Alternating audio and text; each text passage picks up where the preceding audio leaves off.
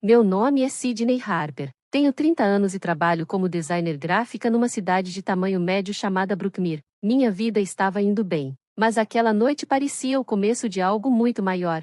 Eu não conseguia parar de sorrir enquanto olhava em volta do restaurante, com luzes suaves e um clima perfeito, as decorações cor de camelo, a música calma ao fundo, o cheiro de flores frescas no ar, tudo estava lindo.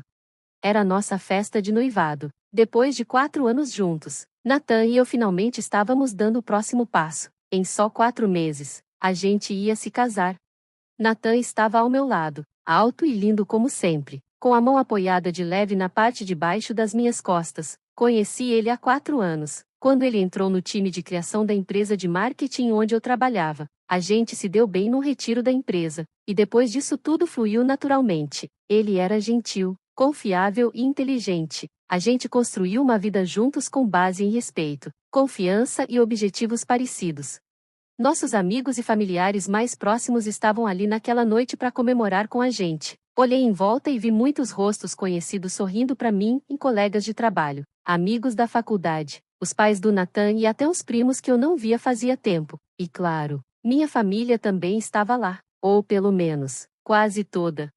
Meus pais, Erika e Owen Harper, estavam sentados numa mesa perto da frente. Os sorrisos deles pareciam meio forçados. Minha irmã mais nova, Chloe, também veio, mas estava mexendo no celular sem interesse, como se tivesse sido arrastada para a festa contra a vontade. Provavelmente era o terceiro celular do ano. Conhecendo ela, a gente nunca foi muito próxima, e isso só ficou mais distante com o tempo.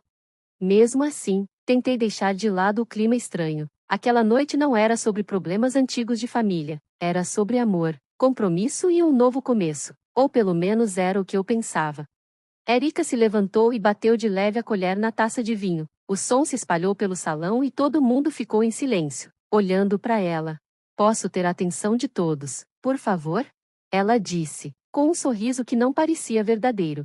Primeiro, quero parabenizar minha linda filha Sydney e seu noivo maravilhoso, Nathan. Que o casamento de vocês seja cheio de amor, alegria e felicidade. As pessoas bateram palmas de leve e ergueram os copos num brinde. Nathan apertou minha mão por baixo da mesa e eu sorri para ele, me sentindo grata. Mas aí, minha mãe falou de novo, e o tom dela mudou, ficou mais frio, mais direto. Também tenho um anúncio importante para fazer, ela disse, colocando a taça na mesa. Depois de conversar com o Owen, decidimos dar os $45.000 do fundo do casamento da Sydney para Chloe. O salão ficou em silêncio total. Pesquei, achando que tinha ouvido errado. Uma risadinha escapou de mim enquanto olhava ao redor, esperando que alguém risse junto.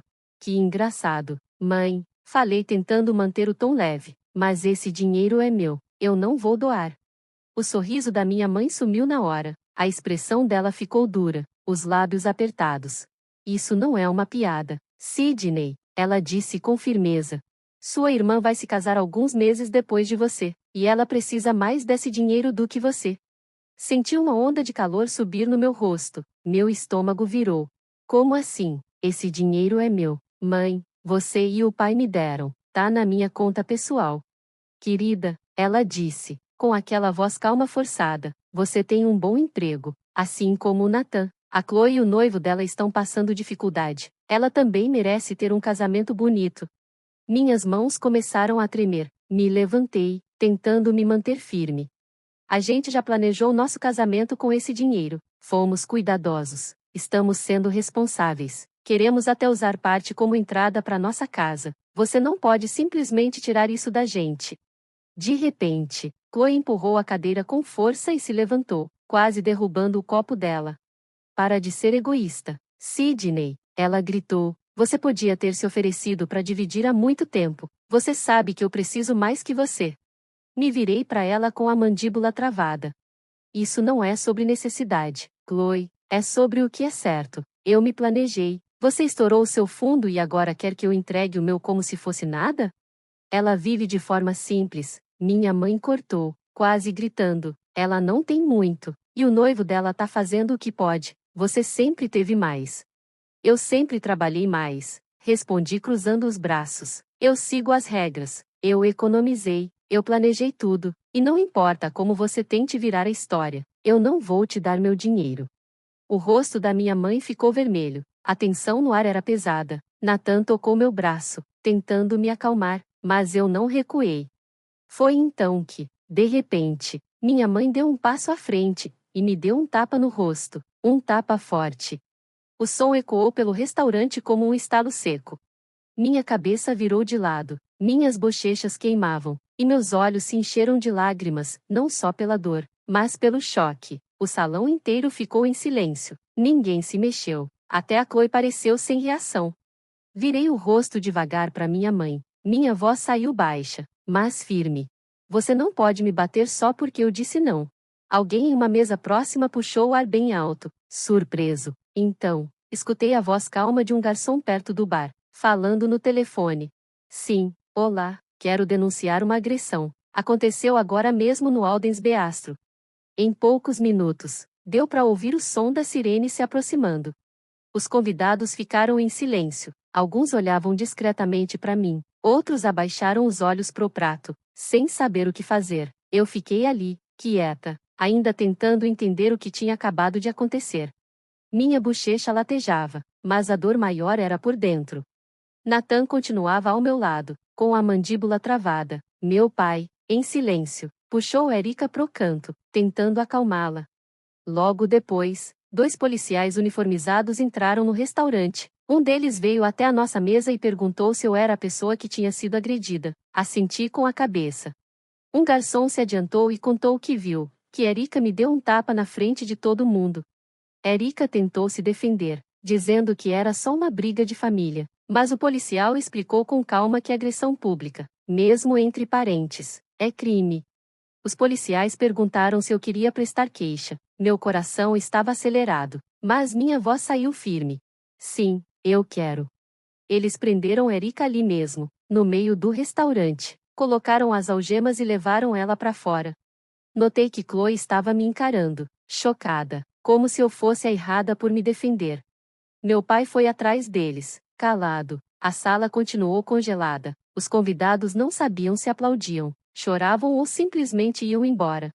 Nathan segurou minha mão o tempo todo, sem nunca soltar. Mais tarde naquela noite, depois de falar com meu advogado, registrei oficialmente um boletim de ocorrência e entrei com uma ação criminal. Erika foi libertada sob fiança no dia seguinte, mas o processo legal já havia começado. Algumas semanas depois, estávamos de volta ao tribunal. Desta vez, não era pelo dinheiro, mas pelo tapa. Erika ficou em pé diante do juiz, que revisou as declarações das testemunhas e as imagens de segurança do restaurante. As evidências eram claras. Ela foi considerada culpada de agressão e recebeu uma multa de $2,000, além de ser obrigada a fazer terapia para controle da raiva e cumprir 6 meses de liberdade condicional. Ela teve sorte que o juiz ofereceu uma pena de 30 dias de prisão suspensa, em vez de ser presa de verdade. Eu estava sentada no tribunal, observando ela evitar olhar para mim. Quando o juiz perguntou se eu tinha algo a dizer, me levantei, olhei bem nos olhos da minha mãe e disse claramente: eu não esperava isso da minha mãe. Mas ninguém está acima da lei. Depois que o drama no tribunal passou, pensei que as coisas poderiam se acalmar, mas eu estava errada. O tapa e a prisão só pioraram a divisão na nossa família. Erika não entrou em contato. Chloe me bloqueou em tudo, e meu pai, bem, ele ficou em silêncio. Mas a verdadeira tempestade ainda estava por vir. 3 semanas depois da festa de noivado, cheguei em casa e encontrei um envelope grosso na minha caixa de correio, daqueles que apertam o estômago. Era de um escritório de advocacia, All End Suter Associates. Dentro, havia uma notificação formal. Meus pais estavam me processando pelo controle do fundo de $45,000, alegando que o dinheiro era destinado apenas para despesas de faculdade e que eu estava usando de forma errada. No começo, eu ri de incredulidade. O dinheiro era legalmente meu, colocado em uma conta de custódia quando eu tinha 17 anos. Aos 19, eu recebi o controle total. Meus pais disseram a mim e a Chloe que poderíamos usar esse dinheiro como quiséssemos quando fossemos adultas. A diferença era que eu fui cuidadosa, prática e focada em objetivos. Usei uma parte para minha educação em universidade pública, cobri o resto com uma bolsa de estudos e deixei o resto crescer. Sempre planejei meu futuro. Chloe, por outro lado, foi para uma escola particular cara. Desistiu depois de 2 anos e meio. E gastou o restante do fundo em um negócio boutique que faliu em 7 meses. Ela gastou tudo, até contratando influenciadores para a festa de lançamento. Quando tudo falhou, ela não tinha mais nada. Só um carro de luxo que comprou achando que seria um sucesso. E agora? Porque ela tinha gastado tudo, ela e meus pais queriam o meu. Contratei uma advogada firme, calma e confiante, chamada Brianna Lane. Depois de revisar meus documentos, ela olhou para mim e disse: eles não têm caso. A conta foi dada a você. Não há restrições sobre como você usa o dinheiro. Qualquer acordo verbal que eles mencionem não vai valer no tribunal. Eu assenti aliviada, mas também com raiva. Então por que passar por tudo isso? Perguntei. Brianna deu de ombros. Porque algumas pessoas preferem te derrubar do que admitir seus próprios erros, especialmente quando estão tentando proteger outra pessoa. E foi aí que percebi o que realmente estava acontecendo. Não era apenas um caso legal, mas uma vida inteira de favoritismo, negação e desequilíbrio. Minha mãe não estava só tentando pegar o meu dinheiro, ela estava tentando encobrir o fracasso da Chloe e me fazer pagar por isso. Os meses seguintes foram alguns dos mais exaustivos da minha vida. O processo judicial consumiu todo o meu tempo, minha energia e até meu foco no trabalho. Tinha e-mails, registros, pedidos de descoberta e várias audiências preliminares. Toda vez que eu entrava no tribunal e via meus pais sentados ao lado da Chloe, todos evitando olhar para mim, eu lembrava que isso não era apenas um processo, era traição. Chloe estava cheia de confiança nas audiências, achando que de alguma forma ia sair com o dinheiro que eu passei anos protegendo. Durante uma audiência tensa, ela subiu ao banco das testemunhas e disse ao tribunal que o fundo sempre foi destinado só para a faculdade. Minha advogada se levantou e perguntou claramente: você usou todo o seu fundo estritamente para despesas da faculdade? Chloe hesitou. Bem, não todo. Ela murmurou. Brianna assentiu. Na verdade, você largou a faculdade e usou o dinheiro que restou para o seu próprio negócio e um carro de luxo. Não foi? O rosto de Chloe se contorceu. Isso não é relevante. Mas era muito relevante. Brianna continuou. Então, se havia condições rígidas sobre esse dinheiro, por que você teve permissão para usá-lo para coisas que não eram relacionadas à faculdade, sem que ninguém se opusesse? Chloe não respondeu. Sentei-me em silêncio, com o coração batendo forte, mas firme, enquanto o tribunal ouvia. Tudo estava sendo revelado agora: o favoritismo dos meus pais, a irresponsabilidade da Chloe, a tentativa deles de encobrir os erros dela, me punindo por isso. Fora do tribunal, Nathan foi minha base. Ele veio a todas as audiências, segurou minha mão nos momentos difíceis e me lembrava o tempo todo de que manter minha posição era importante. Mas não foi fácil. Entre os custos legais e o cansaço emocional, parecia que tudo o que eu havia planejado para o meu casamento estava indo por água abaixo. Tivemos que adiar várias coisas do planejamento. Eu perdi o sono, chorei algumas vezes, tanto no meio da noite quanto entre as reuniões no trabalho. Mas eu nunca desisti. Eu sabia que essa luta não era só sobre dinheiro, era sobre ser vista, ser respeitada e, pela primeira vez, fazer minha família se responsabilizar por suas ações.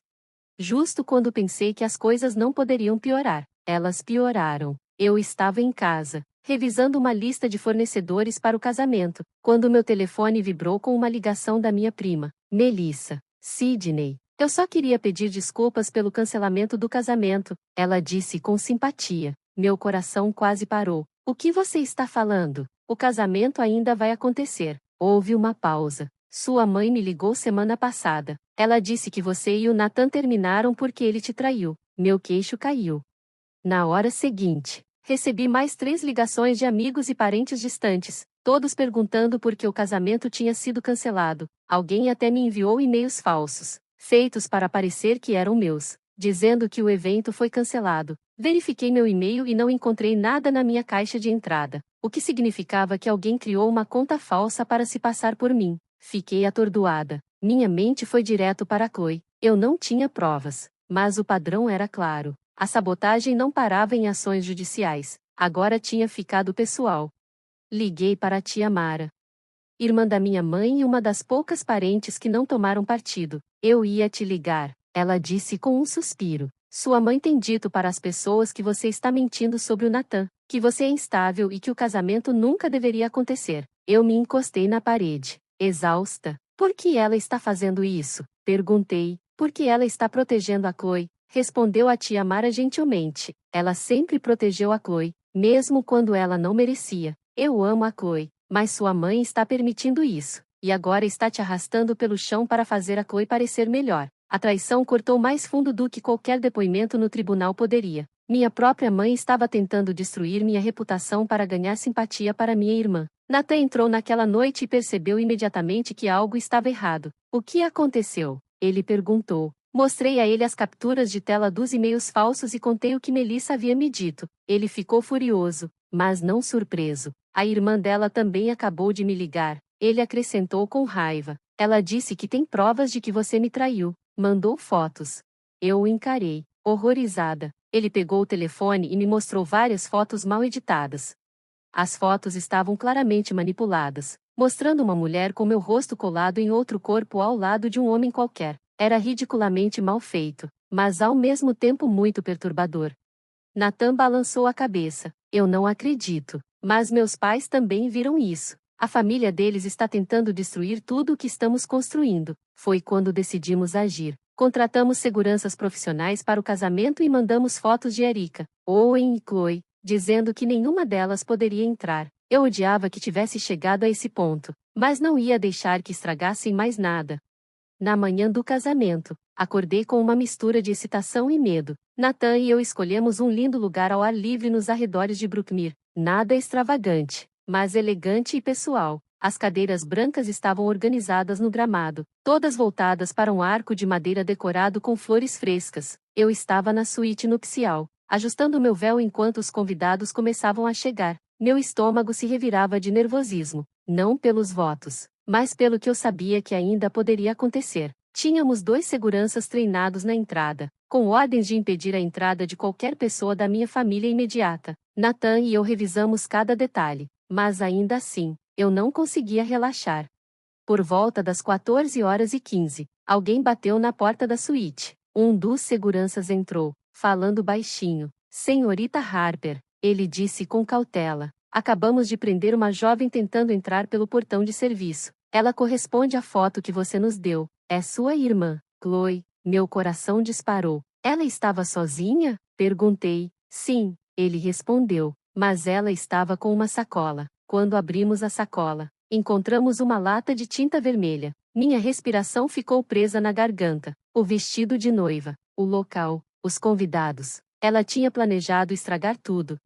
Raiva, tristeza e descrença se misturaram dentro de mim. Você quer fazer um boletim de ocorrência? O segurança perguntou. Podemos chamar o xerife agora. Eu hesitei. Depois de tudo que aconteceu, o tapa, o processo, as mentiras, as fotos falsas e agora isso, eu tinha todos os motivos para chamar a polícia novamente. Mas esse era o dia do meu casamento. Eu já tinha perdido demais por causa do caos deles. Não, eu disse finalmente, com a voz sem emoção. Só tirem ela da propriedade e não deixem que ela volte. E verifiquem se meus pais tentaram entrar também. Ele assentiu e saiu.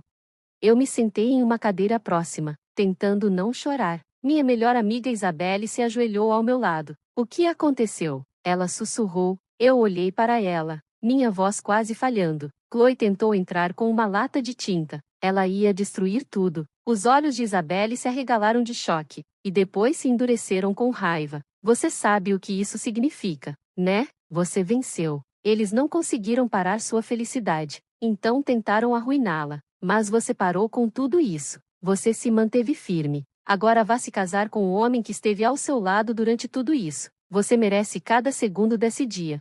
Eu limpei as lágrimas, respirei fundo e me levantei. Meu tio Brian, irmão do meu pai, me acompanhou até o altar. Quando entrei no jardim, vi Nathan esperando sob o arco, com os olhos fixos nos meus, e naquele momento, o resto do mundo desapareceu. A traição, as audiências no tribunal, as lágrimas, a dor, tudo desapareceu. Hoje era sobre o amor, o nosso amor. A cerimônia foi sincera e linda. Troquei votos com Nathan, falando sobre força, lealdade e parceria. Quando o oficiante nos declarou marido e mulher, os convidados aplaudiram. Pela primeira vez em meses, me senti leve e livre.